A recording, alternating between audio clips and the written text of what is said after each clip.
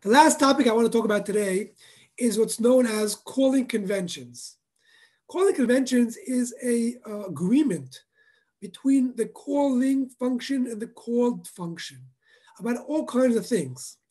Just to give you an example, when we did lab number 2, we went and we decided, oh, the caller has to do ABC, the callee does CDE, this one has to move the return value to this place, and that one has to add, so there's an agreement between the function that's calling and the function that's being called about all kinds of issues.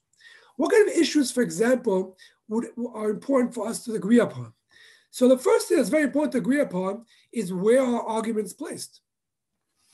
For example, I can say, oh, arguments are placed on the runtime stack, like we just showed in the previous segment. Or you can say, no, arguments are placed in registers or some kind of mixture, right? So where are they placed? Are they pushed on the stacks? Are they placed on registers? Are they on a kind of mix of other things? So that's the first issue we need to talk about. The second thing we need to talk about is that who needs to clean up the stack? Think about it for a second. The called function went, we've seen in the previous segment, and cleaned up the environment, reinstated the environment of the calling function.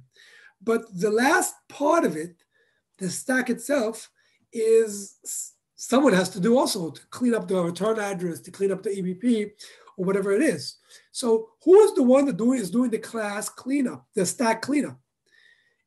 Is it the caller doing it? Is it the caller doing it? That's a convention. You can't have them both doing it because then the stack will move too far down. We're going to have underflow. You can have them both not doing it because then we still have a lot of junk on the stack. So you can't do that. So they have to decide who's the one who's supposed to do it. Another thing they have to decide is in what order are the parameters passed to the function. What do I mean? Well, if you noticed in the previous example, and I'll show it again in a few minutes, the function foo that we saw before is actually pushed B onto the stack before it pushed A onto the stack. I don't know if you guys noticed that. Okay, I'm going to show the code in a minute again. But it was pushing parameters onto the stack from last to first, in a sense, from right to left.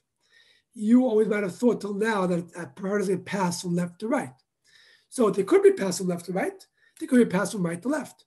So that's a convention that must be agreed upon between the function that's calling and the function that is being called. Okay, where are return values being stored?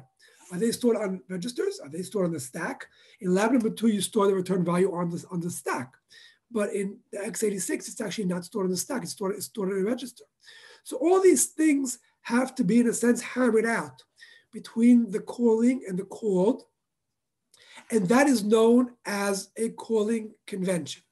Now, one more thing that usually goes into the calling convention is what's known as name mangling. Name mangling, in a sense, is how the compiler rewrites the name of the function to include both the name, the parameters, and other things in order to give it a unique name. And that's what, in a sense, allows us to do function overloading. When you overload a function foo that has the parameters int, and char, and you overload with a foo that has a float, char, and int, how does the runtime or the compiler know which function you want to call? And the answer is name mangling, meaning that the name does not stay the way you called it. The compiler goes and it rewrites the name in a certain way. It's a way that's a function of the calling convention. And what it actually does is it puts into the name the types of parameters and other things, and we'll see that in a minute as well. And the function that's being called, when the compiler compiles that piece of code, it actually mangles the name in the same way, and therefore you're getting a unique name. The two functions do not have the same name, even though we think they have the same name, they don't. And that's known as name mangling, and that's also part of the calling convention. Now, there's 3 conventions I want to talk about, which actually are very important because they pop up all over the place. The first one is called C declaration. It's actually just written out as C decal, C-D-E-C-L, right? C decal, but it's short for C declaration. And the second one I want to talk about is what's known as standard call. It's STD call, C-A-L. And the last one which I want to call is what's called as fast call. Those are the three I want to talk about. And let's talk about them one by one.